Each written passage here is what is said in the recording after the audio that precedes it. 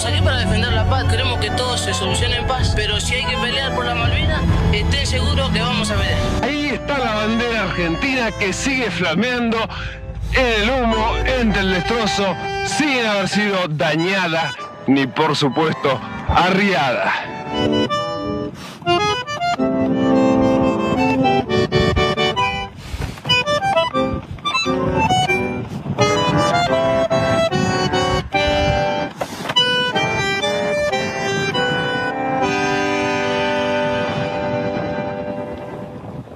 Buenas tardes, bienvenidos, bienvenidas.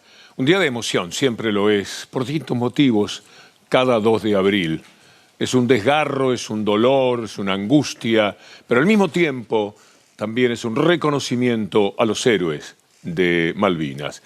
La jornada empezó con el acto oficial de quien preside la República, Javier Milei, en la Plaza San Martín, ahí en Retiro, donde están los monumentos como el de San Martín, los ejércitos de la independencia, el primer monumento ecuestre del país, y el cenotafio a los caídos de Malvinas. Un cenotafio es un monumento funerario cuando los restos están en otro lugar.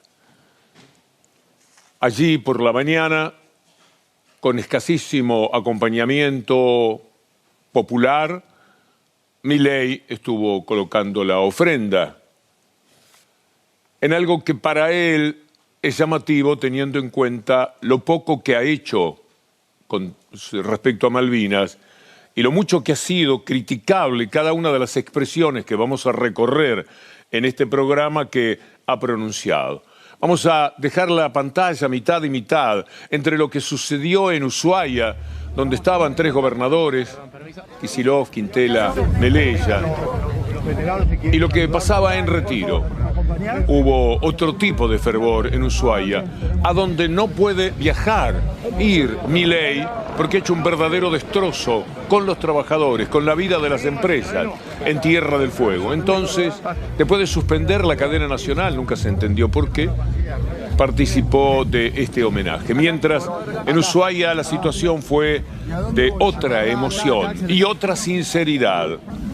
Bernardo Ferreiro, excombatiente, habló en Ushuaia. Ellos siguen avanzando, siguen usurpando, siguen tomando territorio que no les pertenecen y la pregunta es, ¿qué hacemos nosotros al respecto? Creo que es una pregunta que les cabe a nuestros gobernantes contestar, a aquellos que con su voto de confianza el pueblo les dio el poder de definir las medidas que nos lleven a recuperar a nuestras amadas islas. Sin embargo, vemos con estupor que algunos de esos mismos gobernantes hacen vista gorda a algunos hechos denunciados más de una vez en este lugar. Las acciones que se deben llevar a cabo para respetar, mantener y perpetuar la integridad territorial. A tal extremo que mire lo que dice News Digital. El Reino Unido e Israel avanzan con el proyecto Sea Lion por el petróleo, mientras Argentina cede soberanía. Capitales de Israel se integran a una estructura consolidada por el Reino Unido que garantiza control territorial, marco legal y respaldo político. No se trata solo de empresas, también los intereses estratégicos alineados con una necesidad global de asegurar suministro energético fuera de zonas inestables. Y en la segunda parte, cada escalada en Medio Oriente acelera inversiones en regiones consideradas seguras. Malvinas entra en esa categoría. Sigamos escuchando a Bernardo Ferreiro. Reconocemos y agradecemos a la Organización de los Estados Americanos, donde el 27 de junio pasado, por unanimidad y aclamación, adoptó una declaración sobre la cuestión Malvinas, reafirmando el respaldo regional a reanudar las negociaciones bilaterales entre Argentina y el Reino Unido. Pero no tenemos nada que negociar. Simplemente deben devolver las Malvinas, deben devolver lo usurpado.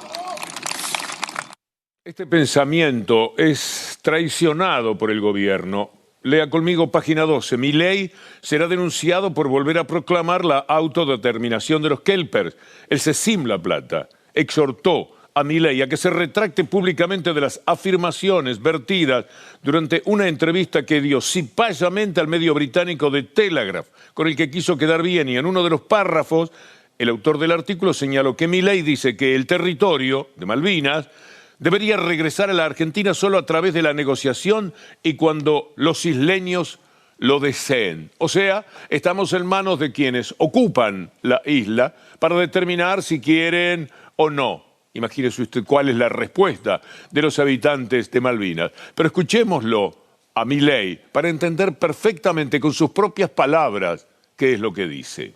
Y si de soberanía sobre las Malvinas se trata, nosotros siempre dejamos claro que el voto más importante de todos es el que se hace con los pies, y anhelamos que los malvinenses decidan algún día votarnos con los pies a nosotros. Aquello que fue tan doloroso, y lo es todavía, día por día, para los argentinos, empezaba con un sentido de celebración acompañando lo que la dictadura había decidido procurando salvarse. Inminente recuperación de Malvinas, decía el diario Clarín del 2 de abril del 82, el 3 de abril hablaba de la euforia popular por la recuperación de las Malvinas, y el 23 de abril, 20 días después, como Galtieri arengaba a las tropas. Rosario 3 dice que en Londres la respuesta, bueno, la vamos a ver mejor. ¿Qué respuesta dan cuando se le pregunta por Malvinas los británicos? Think about Falklands. They have to be Argentina, England. I don't, to be honest, they're so far away. We're Argentina at the end of the day. I don't understand why it's ours, but, you know, it's true. I'm English, but... I think it should belong to Argentina. Why? Because it's in the South Pacific. And it's nearer to Argentina than England. So... I think they should be Argentinian, though. Why? Because I think the British just took it for the sake of it, you know. They belong to Argentina. You think that they have to be Argentina? I think so. They have to leave anything they own, personally. It's 8,000 miles from Britain. It's off. It's not ours. Nunca pude dialogar con un británico que pensara lo contrario de lo que acabamos de escuchar en este muy buen trabajo de Rosario 12. Milei y el amor por Thatcher es también una condena para los criterios de Milei. Es también una forma de traición, de dar la espalda a la historia de esa mujer llamada Margaret Thatcher, una asesina de argentinos que tiene a Milei como uno de sus adeptos más fieles. Hubo una guerra y a nosotros nos tocó perder. Eso no quiere decir, digamos, que uno no pueda considerar que quienes estaban enfrente que hacen bien su trabajo. O sea, y no solo admiro a Margaret Thatcher, admiro también a Ronald Reagan en Estados Unidos y admiro profundamente a Winston Churchill. ¿Cuál es el problema? Digamos, yo he escuchado muchos discursos de Margaret Thatcher. Es brillante. Entonces, ¿cuál es el problema? Digo, ¿cuál es el problema? Yo lo que señalo es que en la historia de la humanidad ha habido grandes líderes. Digamos, la señora Thatcher fue, así como lo fue Reagan, como lo fue Churchill, y como otros, o como De Gaulle, o como otras personas que a lo largo de la historia han tenido un rol significativo. Digamos, lo que pasa es que yo entiendo, Thatcher tuvo un rol significativo en la caída del muro del Berlín, que parece que a vos te molesta que se haya caído y aplastado a la izquierda. No, digamos, una cosa no tiene que ver con la otra. Nos tocó una guerra y esa guerra la perdimos. Perdóneme, pero qué pedazo de miserable. Vamos a ver a Thatcher, a esa mujer a la que él califica como brillante, una asesina, pero discutiendo entre británicos, con una periodista británica. Le va a quedar claro que eso es así. Ojalá que alguien un día lo asesore. Es presidente de este país. Ese hombre que traiciona la lucha, la muerte, el dolor persistente de quienes fueron a recuperar Malvinas empujados por una dictadura que se quería salvar. Pero encontraron a gente que era todavía peor, porque el asesinato cometido con los argentinos del Belgrano es absolutamente un crimen de guerra. Vamos a ver de qué se trata. That ship was a danger to our boys. That's why that ship was sunk. Couldn't believe the orders, could he? I mean, when he'd sent the message it changed direction and he asked for verification, he couldn't believe it. I'm sorry, what did you say? Commander Rayford Brown demanded reconfirmation, did he not? I do not. I know when we gave the order to sink, and that is all in the public domain. I know it was right to sink her, and I would do the same again. Hay otras discusiones, otros materiales, queríamos compartir este con ustedes, en el cual se pone furiosa. ¿Por qué la acusan? Usted sabía que el Belgrano fue en la zona de exclusión. Es decir, el Belgrano era inatacable y lo ordenó lo mismo, porque era el golpe que quería dar una mujer que necesitaba de la guerra tanto como la dictadura argentina. A ella le iba muy mal, pero muy mal con las primeras medidas neoliberales que estaba tomando. Tenía más de medio país muy en su contra y trató de fortalecerse justamente con la guerra y con el asesinato de argentinos. Esa es la mujer, la líder política que dice que admira Milei. Vamos a escuchar un poco más de Thatcher.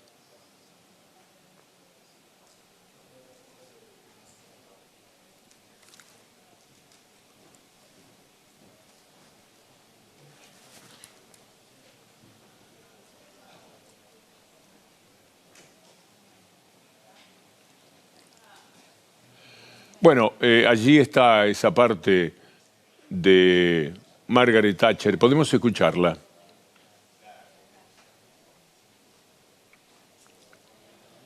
Ella está diciendo que cuando hundieron el Belgrano, el cambio de regla ya se había notificado. Es una burda mentira.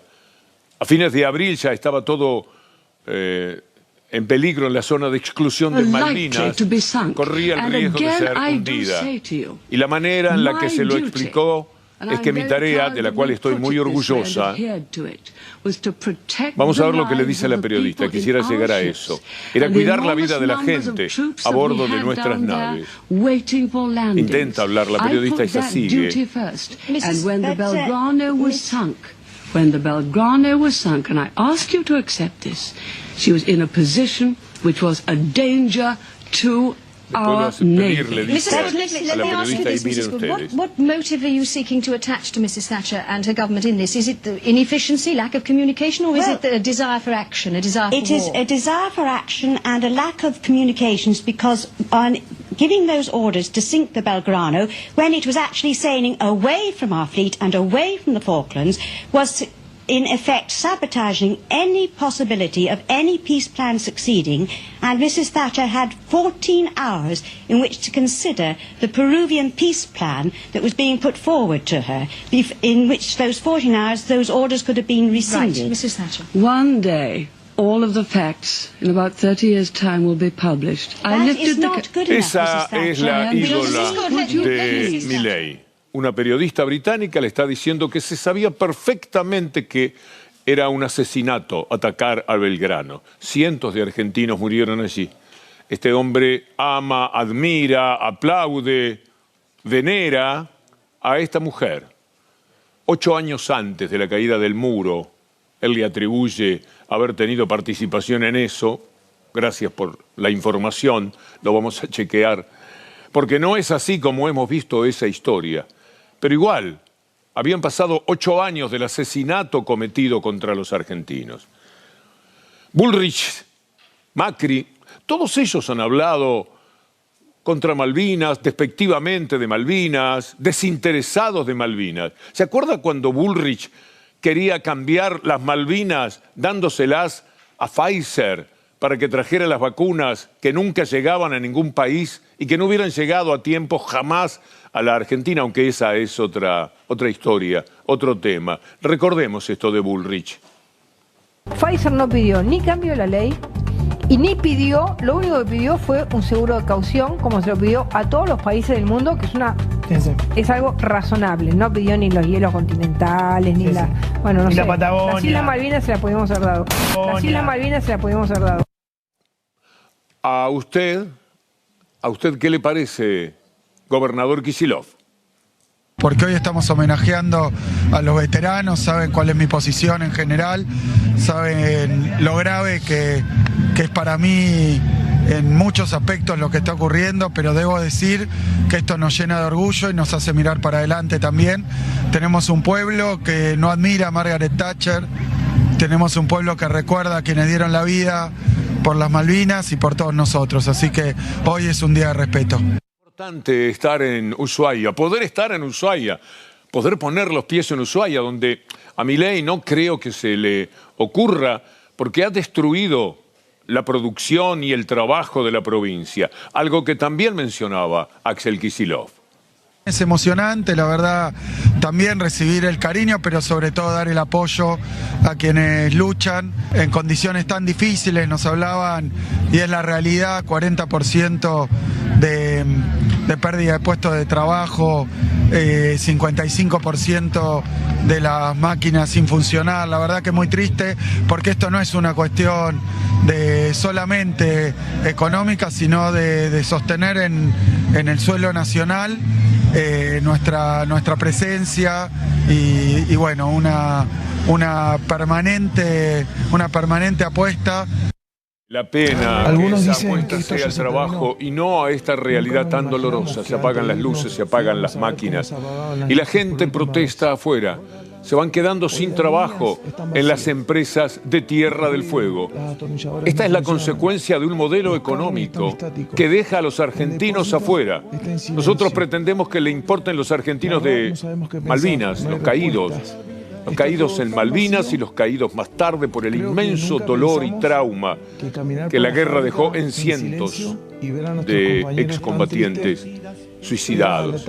Esta es la realidad de los argentinos en Ushuaia, un lugar donde no es fácil estar. Usted ve cómo tenía que abrigarse Axel Kicillof comparado con que a las mismas horas nosotros no podíamos más en el calor y la humedad de Buenos Aires. Es más duro allí.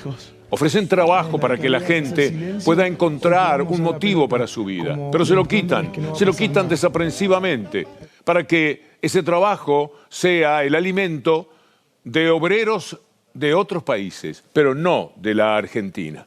Ahí están los trabajadores, reuniéndose permanentemente en tantos lugares de Ushuaia, de Río Grande, porque los han dejado afuera de toda posibilidad de futuro si les quitan el trabajo. ¿Qué van a hacer en Tierra del Fuego? A donde fueron expresamente porque les prometieron ese trabajo. Y ahora se los quitan de buenas a primeras, porque quieren bajar la inflación y tampoco la bajan, porque quieren tener las cuentas en orden y tampoco lo consiguen, porque si la tuvieran en orden no estarían todo el día mangando con bonos, pidiéndole plata al Fondo Monetario, a Trump, al que sea.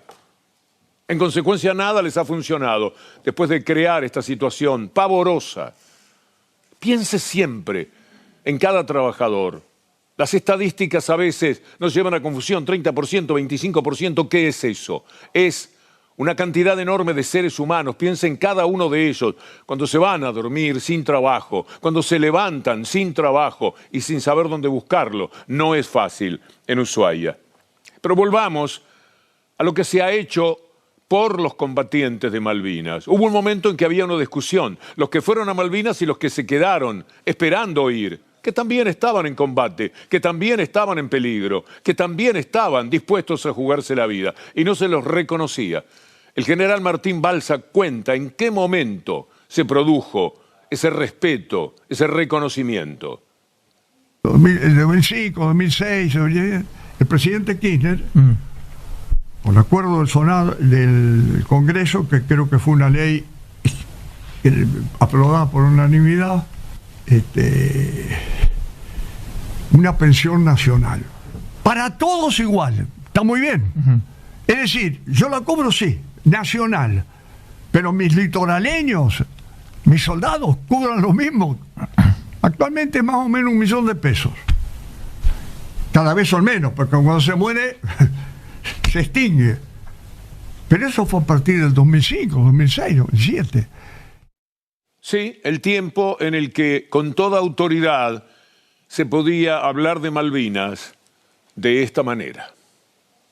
Malvinas no solamente son argentinas, sino que conforman parte de la plataforma del continente suramericano. Nuestros recursos naturales, pesqueros y petroleros son sustraídos, apropiados ilegítimamente por quien no tiene ningún derecho.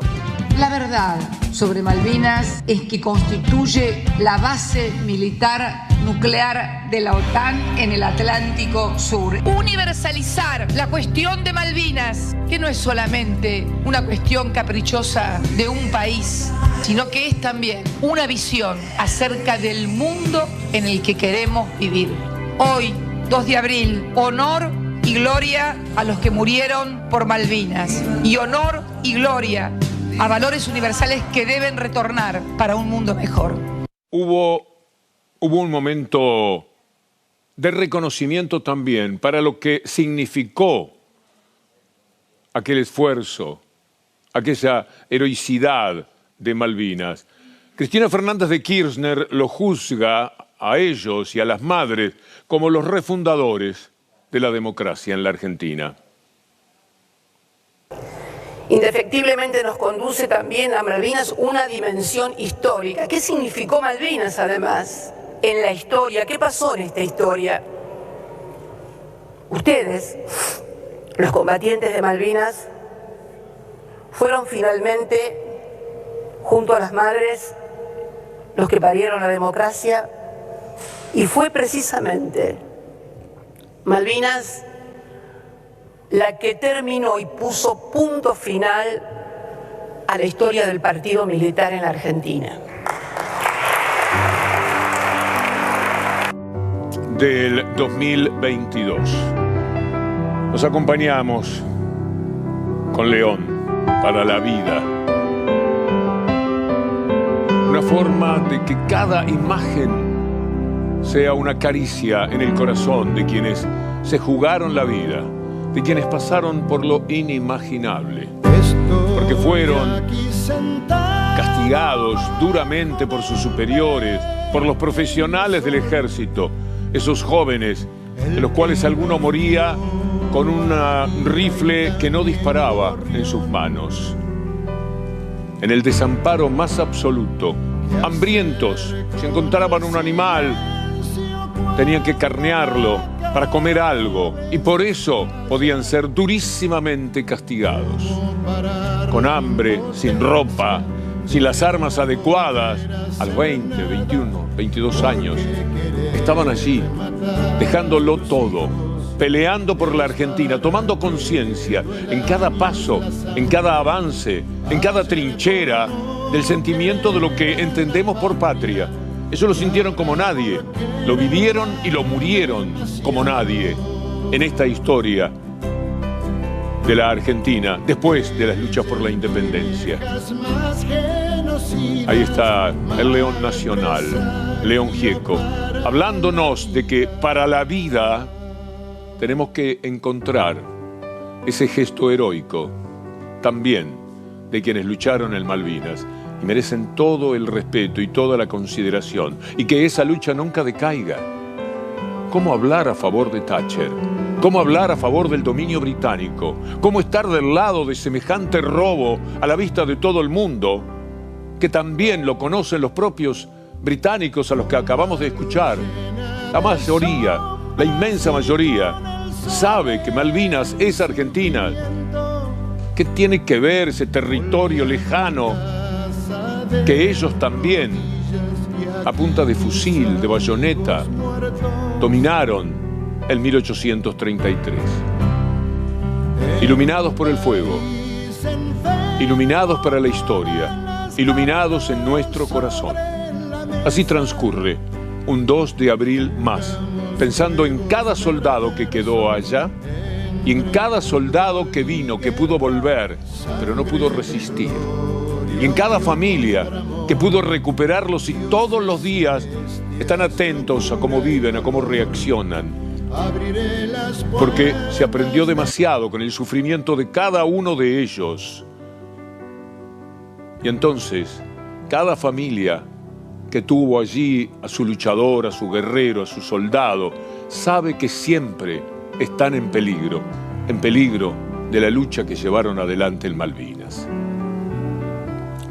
Vamos a saludar a nuestros amigos de YouTube. Un abrazo a todos los que nos están siguiendo dentro de la República Argentina o en el exterior. Nos da muchísimo gusto encontrarlos en cada uno de estos mensajes. De verdad, gracias por acompañarnos. Y recuerden que también nos pueden ver toda la programación de AR12 haciendo clic en página 12. Están leyendo página 12 y de pronto dicen, quiero ver cómo está esto en televisión. Si en este momento están hablando de ese tema, por ejemplo, hace clic y aparecemos. Cada uno de los integrantes de la programación de AR12 y también con la 750. Nos vamos a meter en el tema Adorni, inevitable, la corrupción expuesta a la vista de este gobierno, de la que vamos a hablar no solamente por Adorni en este programa. Este abrazo de hoy es un desafío, una provocación, una vergüenza, una expresa ratificación de Milei, de un personaje que no se puede sostener en pie.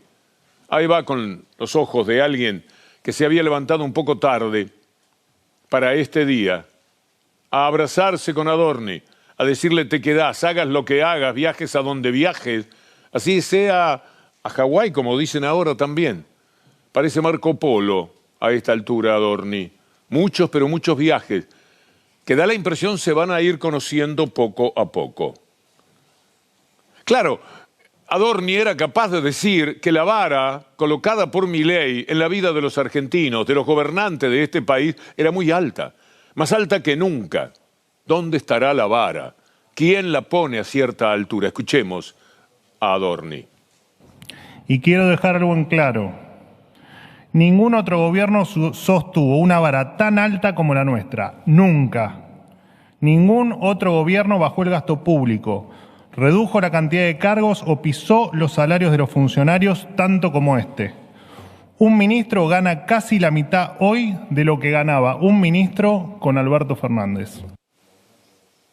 Bueno, ya no es así porque salieron a aclarar para un poco ayudarlo que gana el doble de lo que se dijo públicamente que ganaba. Bueno, mire esto, la política online cuenta que la escribana de Adorni trabajó con narcos que fabricaban la droga de Breaking Bad. Usted habrá visto la serie. Adriana Nechevenko, la escribana de Adorni, trabajó con narcotraficantes condenados por la justicia por traficar efedrina para la producción de metanfetamina, la droga que popularizó la serie Breaking Bad. Entre julio del 2007 y abril del 2008, laboratorios fantasma que compraban efedrina de la India presentaban solicitudes ante la Cedronar para ser autorizados a importar, argumentando que utilizarían la droga para la industria farmacéutica local. Según documentos judiciales, en los expedientes aparece la firma de la escribana de Adorni, la señora Nechevenko, que tiene muchas entradas a la Casa Rosada, ya lo van a ver. Permítanos antes escuchar a Graciela Ocaña contando que una de las jubiladas a las que apeló Adorni para decir que le había prestado $200.000 o 100 y 100 con otra jubilada, era una persona que recibía un subsidio de $1 millón. Se enoja, dice que va a presentar a futuro y bueno, después siguen apareciendo cosas como, no sé, una de las jubiladas que estas que le compraron y le financiaron la casa con una hipoteca, al mismo momento que estaba haciendo eso, estaba pidiéndole a la ciudad un pase cultural de 60.000 pesos haciendo ese trámite, la verdad. ¿Cómo para una de las jubiladas que le vende a Adorni y le da la hipoteca por $100.000 estaba pidiendo un subsidio? Sí, un subsidio, es una especie de subsidio, es un pase cultural que la ciudad tiene para las personas mayores que ganan en ese momento menos de 600.000 pesos. Económica, no podía ella prestar ese dinero si estaba subsidiada con $1 millón, que es nada, y le prestaba $100.000 a Adorni. Todo es muy extraño. Y la firma era de la escribana que solía atender a los narcos, de una escribana que además entraba y salía como perico por su casa en la Casa Rosada. Volviendo a Adorni, parece que en serio, junta millas, que va a muchos viajes que no se conocen. Iba, y vamos a ver si podrá continuar haciéndolo, porque recuerdo que hasta hace un minuto por lo menos, el equipo de producción no me anunció todavía lo contrario, Adorni sigue siendo el increíble, insólito, inadmisible, indefendible jefe de gabinete de los ministros de esta República Argentina. Veamos a los colegas de América 24. Ayer me decían en Comodoro Pi, que como lo contamos también ayer acá, que están pidiendo a Migraciones todas las salidas al país de Manuel Adorni. Y una persona llegada al expediente me dice, ¿y si Manuel Adorni viajó a Hawái en un vuelo privado? ¿A Hawái? Es una pregunta. Uy, el lío que vamos a tener ahora. Es una pregunta, y es una pregunta que se está haciendo la justicia federal y está esperando la información de la Dirección de Migraciones. ¿Y si aparece un viaje a Hawái en un vuelo privado de Manuel Adorni? Fue la pregunta que deslizaron ayer en Comodoro Pi a la espera de toda la documentación. Sí, también hablan de Bahamas y de Aruba. No quisiera participar de recorridos que sean innecesarios, no hacen falta. Pero si los hizo, será una noticia. Pero alcanza con lo del vuelo a Punta del Este, con las facturas truchas, porque fueron pedidas tarde, por alguien que trabajaba en el lugar donde él era el jefe absoluto en la televisión pública. Es suficiente con eso, y con las facturas, los delitos, si el viaje fue 1 o 10, 1 alcanza. En consecuencia, seamos pacientes, porque me causa gracia que ahora también aparezca la saga de los viajes de Adorni y lo tengamos volando por cualquier lado. Y mientras tanto, el caso Libra, ¿qué pasa? Como se pregunta Rolando Graña, ¿se durmió de nuevo el caso Libra? Fíjense, la causa por el enriquecimiento de Adorni avanza. La causa Libra está sostenida con alfileres porque es difícil, por más que le den a la esposa del juez, el juzgado federal de Hurlingham, no lo van a poder sostener mucho. Me parece que o Tayano mueve el culo o lo van a tener que jubilar y poner otro fiscal porque es insostenible el papelón que están haciendo, el encubrimiento descarado que está haciendo Comodoro Pi con la causa Libra. Bien dicho, Comodoro Pi. Mire, un grupo de diputados denunció al incalificable Tayano por mal desempeño de sus funciones. El tipo tuvo en un cajón durante un año la causa sin hacer nada, pero nada es nada. ¡Qué vergüenza! No podemos subirlo un poco para verlo mejor. Es una cosa lamentable. Un tipo de 30, 40 años, un servil de las corporaciones, que por supuesto actúa con tantos muertos en el ropero que no tiene manera de comportarse frente a los poderes que lo tienen dominado. Julia Estrada, la diputada, habla de la inacción de Tayano en estos términos. Vamos a leer lo que el tuit de Julia Estrada dice. Denunciamos al fiscal Tayano. Tenía que investigar, pero hizo todo lo contrario. Los diputados que hemos integrado la comisión investigadora Libra, denunciamos a Tayano, fiscal a cargo de la investigación. Recientemente se conoció que Tayano demoró 6 meses en peritar los celulares de Novelli, encontró lo que quedaba y otras personas implicadas en la maniobra defraudatoria. No puede estar en la justicia este personaje, es una vergüenza. Representante típico del olor putrefacto que emite Comodoro Pi.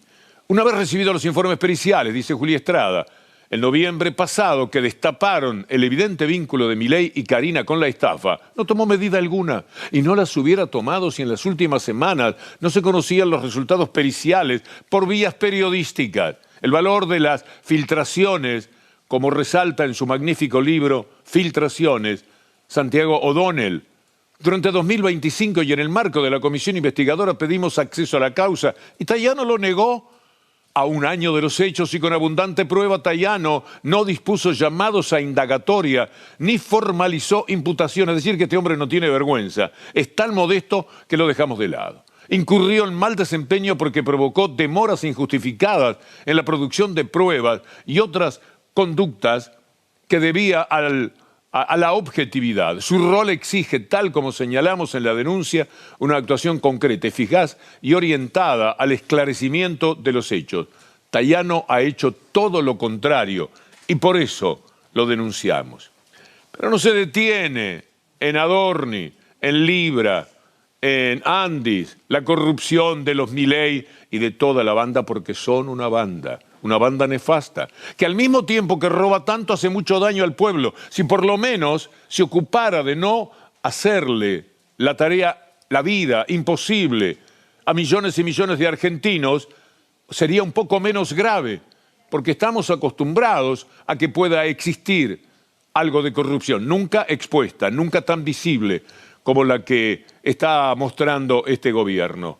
Pero si al mismo tiempo son crueles e impiadosos con el resto de los argentinos, da la impresión de que se hace todavía más insostenible. ¿Por qué digo esto? Porque ahora apareció la saga de los préstamos del Banco Nación a funcionarios del gobierno, que naturalmente van con las manos en los bolsillos.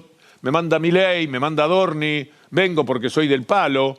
Mirá, necesito $200.000. Usted vaya a pedir al Banco Nación $2.000 para que lo ayuden a algo y no va a ser fácil. Pero ellos tienen la garantía. Ahí apareció uno de los denunciados que vamos a mencionar diciendo todo el mundo puede pedir. Sí, ¿con qué resultado? Es mucho más fácil si uno es parte del gobierno. Y sobre todo, si ha pedido pase, como alguno de ellos, del PRO a La Libertad Avanza. Hoy más o menos sabemos el costo del pase. Tendrían que firmarlo en la AFA, en realidad. ¿Por qué queda demasiado evidente? Miren lo que dice Felipe Núñez en determinado momento, un hombre de economía cercano a Caputo, cuando festejaba que habían llegado a 20.000 créditos hipotecarios. Y de hecho el Banco Nación está por dar la hipoteca número 20.000. Sí. Les primeríamos un poco la noticia, no sé si, pero están ahí y bueno, nada, o sea, la verdad que este año el crédito hipotecario fue... Les hago una pregunta, ¿es momento para comprar propiedades? Porque mucho se habla, ¿viste? De, bueno, ahora aprovechen, Argentina está barato para comprar un inmueble. La próxima vez va a tener que ir con un pasamontañas al reportaje. Mire lo que dice La Nación. Piden investigar millonarios créditos. Entre ellos figuran Felipe Núñez, acabamos de verlo, director del Banco de Inversión y Comercio Exterior, con una deuda inicial de 373 millones de pesos desde febrero del 2025. Federico Furiase, secretario de Finanzas, con un pasivo ahora de 367 millones desde agosto del 2025. Además se van pasando el dato, anda al Banco Nación, decile a Milei o decile a Adorni o decile a Caputo que les hable y vas y te lo dan al toque. Pedro Inchauspe, director del Banco Central, 510 millones desde diciembre de este año. No tienen vergüenza, no tienen corazón, así que no hay plata.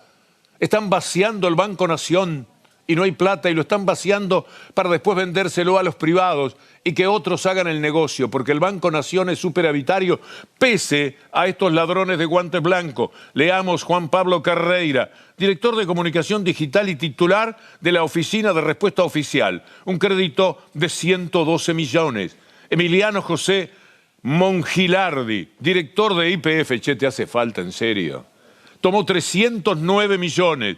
Y los diputados Alejandro Bongiovanni, Mariano Campero, que es el que dijo, che, no podemos pedir un crédito, y Lorena Villaverde, tienen deudas que oscilan entre los 230 millones y los 279 millones. Descarados. Vamos a escuchar a Felicitas Bonavita, estimadísima colega.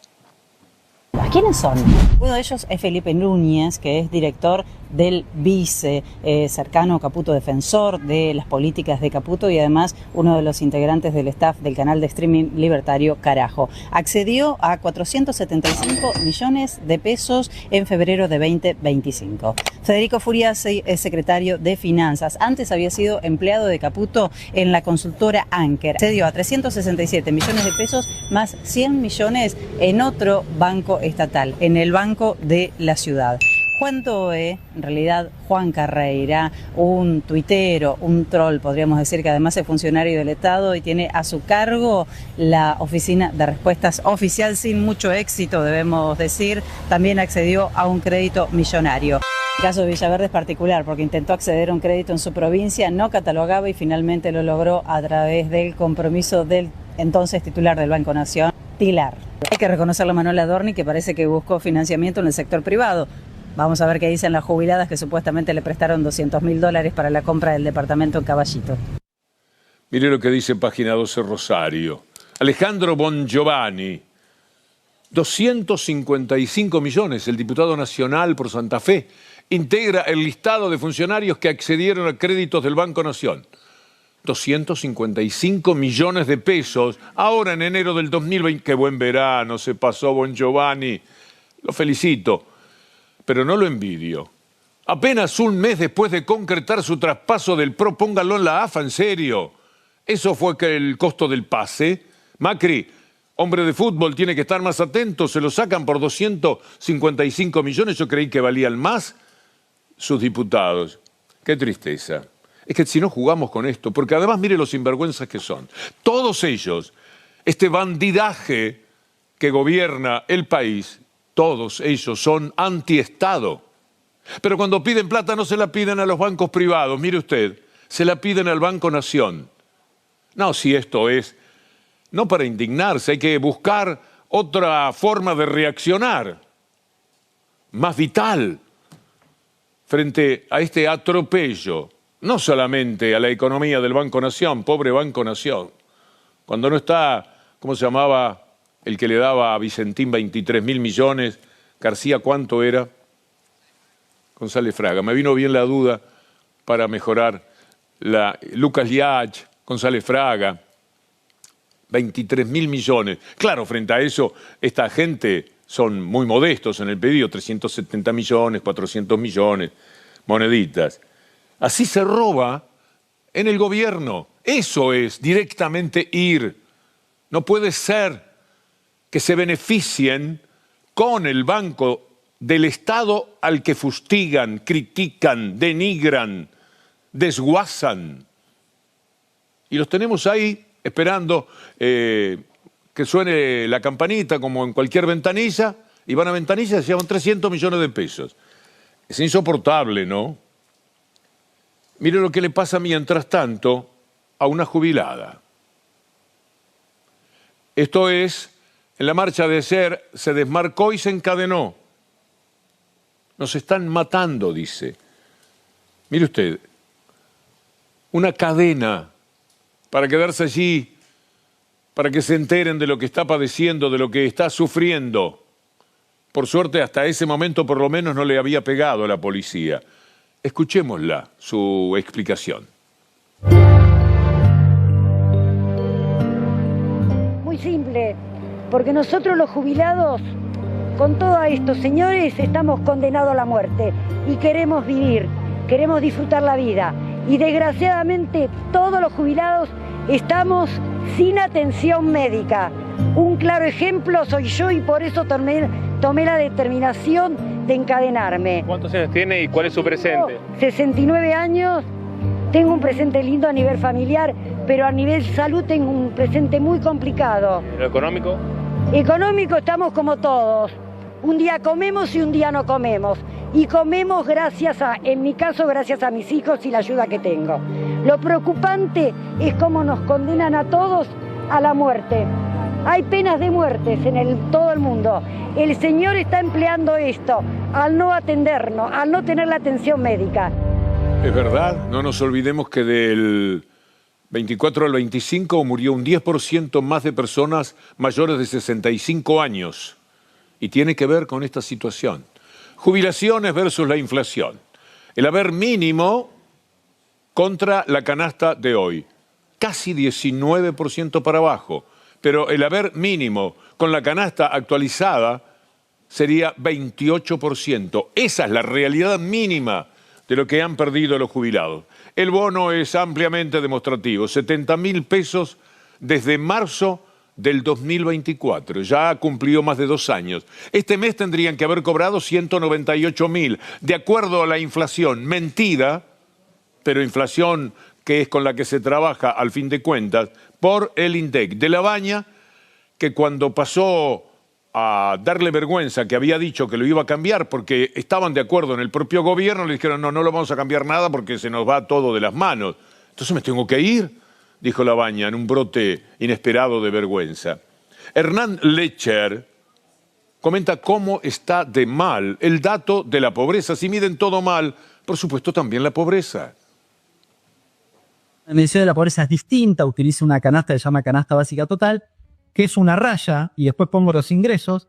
Esa raya también está influenciada por una canasta originaria, que es muy vieja, 2003-2004, que mide que los argentinos gastábamos en servicios muy poquitito. Ahora gastamos mucho más. Entonces, cuando suben los servicios, la línea, la canasta básica total, hace apenas así. Y no se mueve. Tendría que moverse así, pero hace así. ¿Por qué? Porque está mal ponderado. Entonces, mucha más gente me queda arriba de la línea. No es pobre. Y la tercera tiene que ver con el comportamiento del salario del empleo no registrado, que insólitamente, según el INDEC, le ganó a la inflación por 30 puntos. No tienen sentido. Imagínese, un trabajador que no está registrado consigue más beneficio que el que sí lo está. Inadmisible, un 25% más han ganado entonces los trabajadores que no están en regla, los que no están registrados, que los que sí lo están. Es inadmisible. Mire, esta placa también es importante. Cómo aumenta la morosidad en jóvenes y jubilados. Los jóvenes morosos, tomemos 26 años, 37% en enero pasado, Los jubilados morosos, el 8%, porque tienen un poco de ayuda. Pero finalmente somos un poco injustos. ¿Usted sabe cómo labura Caputo? La cantidad de horas que ese pobre hombre emplea para deslomarse en el estilo Adorni, trabajando por los argentinos. Escuchemos su queja. Una, porque estás todo el día trabajando. Entonces, no sobra el tiempo para estar en televisión, para venir a dar charlas. O sea, no voy a decir algo que no quiero que suene mal, pero es la realidad. O sea, yo trabajo 16 horas por día. El presidente debe trabajar, creo, 18. Bueno, en los tiempos de Macri, cuando se fugaban todo el dinero de la Argentina, esta es una foto de agosto del 2018, no estaba en 16 horas por día. Por lo menos en esa jornada y en las otras, porque fueron varios días, no estaba 16 horas por día. El rey de los bonos, de los amigos, el hombre que tomó una deuda a 100 años y la compraban los amigos. En los primeros 10 años ya desquitaban la plata y tenían 90 años para robar a la Argentina. Estos personajes son, ya a esta altura, personas que soliviantan, que no se enferman. Uno lee demasiado de Caputo, demasiado de Adorni, se pone a ver videos, que es nuestro trabajo, no tenemos más remedio, chequear qué es lo que hacen, qué es lo que dicen, y de verdad que puede terminar enfermándose. Hay que cuidarse, hay que conseguir alguna pastilla o algo para defenderse de estos tipos, de estos mentirosos, criminales económicos de gran parte del pueblo argentino, que dice que trabaja 16 horas por día, o 18, o Milei es el que trabaja 18 horas. Ni siquiera cuando está en la Argentina, que es muy poco, uno podría imaginar eso. ¿Sabe cuántos cheques rebotaron en la economía de ese personaje? Es un verdadero récord. Febrero del 2026, 327.000 cheques rebotados. En enero, 138% de aumento de cheques rebotados. ¿No parece mentira? Y ahora acompáñeme. ¿Por qué ocurre todo esto? Por la caída de la producción automotriz Stellantis se eliminará un turno en la planta del Palomar a partir de mayo. Gente que si entregó un cheque no va a cobrar, no va a poder pagar. La Tecla cuenta cómo una empresa que proveía a gigantes baja la persiana. Todos esos trabajadores, la indemnización es del 50%, si liberaron un cheque no van a poder pagarlo. Noticias 1, los ascensores, la noticia 1. La tensión en Ascensores Guillemi, un gigante de Lomas de Zamora. Despidos, sueldos adeudados, falta de aporte. Y la gente de Diario del Sur, habla de los aisladores, una fábrica de aisladores que tuvo que cerrar en Monte Grande. Y el gobierno, para no quedarnos sin aisladores, tuvo que suspender los aranceles para importarlos. Escucha a Sergio Abrevaya con esta consideración que está en línea, creo, con todo lo que le estamos diciendo en el programa.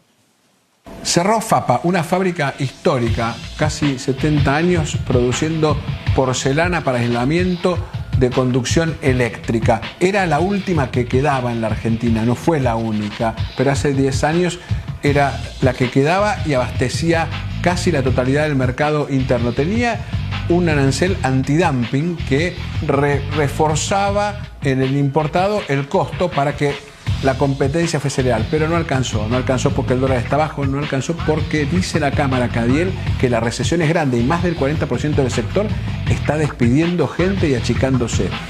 Y próximamente hasta podrían cerrar. A esta altura, creo que vale la pena esta comparación.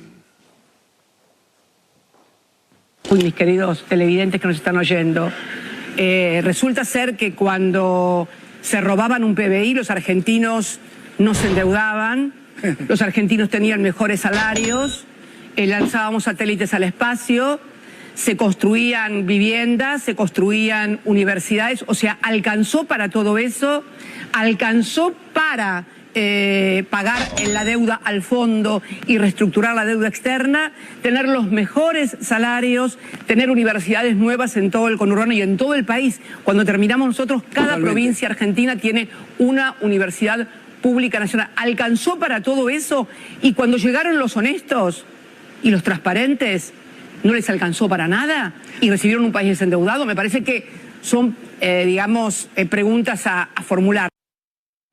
El eje de nuestro programa ha sido este 2 de abril, naturalmente, entregando toda la emoción, el abrazo a cada uno de los combatientes, aquellos que tanto dejaron de su propia vida, aún en vida. Continuó lo físico, pero lo psicológico, el dolor del alma, eso es muy difícil de curar. Y lo han sobrellevado la inmensa mayoría de ellos. Parece mentira el destrato, el olvido que tuvieron en el momento de volver. Malvinas todavía es un tema que no cierra, que siempre tiene dejos de esa incomprensión y ese olvido. Por eso nos importa tanto cada 2 de abril y tendría que ser cada uno de los días que nos sea posible, por distintos materiales periodísticos, recordar a los héroes de Malvinas. Ellos se acuerdan muy bien del valor que tuvo el gol de Diego. Vamos a hacer el cierre pensando en aquel momento y en cómo ellos lo vivieron. Va a haber algo que quizás no vio nunca. Le agradezco al equipo de producción porque me tiene involucrado en lo que va a ser el cierre de nuestro programa. La determinación, la entrega, hace posible cosas que el enemigo o el adversario no espera. Estoy seguro que los ingleses no esperaron esa jugada. Ahí la tiene Maradona, lo marcan dos, pisa la pelota Maradona, arranca por la derecha el genio del fútbol mundial, y es el tercer para Borruchaga, siempre Maradona, genio, esto es único. Es Dios.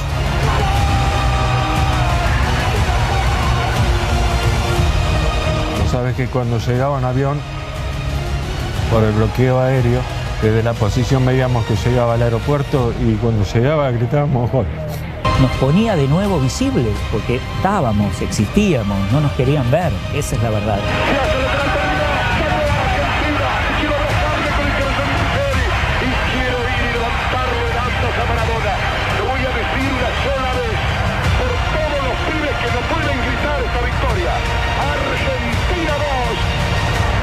Inglaterra 1. Nos vamos a despedir con la canción que es Dios. Es nuestra manera de decirles hasta la próxima. Agradeciendo, como siempre, a Juan Manuel Frías, nuestro productor ejecutivo, Darío Avelleira, Julián Varese, a Nicolás Ona, nuestro director, fenómeno. a Gianluca Ona, Ariel Serraute, flaco, gracias como siempre. Cecilia Lafuente, Lucas Andreossi, Enrique Guzmán, Eli Mohamed. Eduardo Martínez y Coti Viñas, hoy no la tenemos a Analía Argento, van a estar en la conducción del diario de las 20, que hoy tiene Renault a fondo, Leandro Renault, con toda la economía política que hay que desmenuzar en la República Argentina. Nosotros les decimos hasta mañana después de Mariana Contartesi. Será un gusto estar aquí, si Dios quiere. Hasta entonces.